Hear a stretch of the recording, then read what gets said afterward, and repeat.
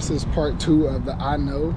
If you do not, it doesn't matter what you're in. It doesn't matter if you're in sales or not.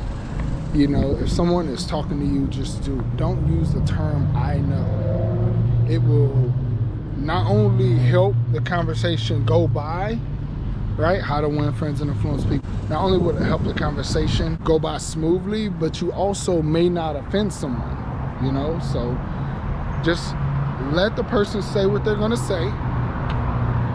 Conversation 101.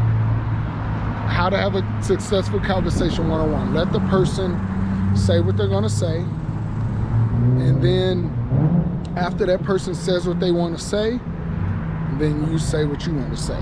And if you want to exit the conversation and you don't want to be told anything, right? If you don't want to be told anything, find your way out of the conversation.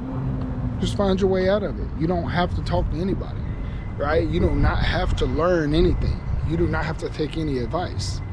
But I know you adopting the term I know in that conversation is going to stop you from knowing how to eliminate the term I know in front of other people, right?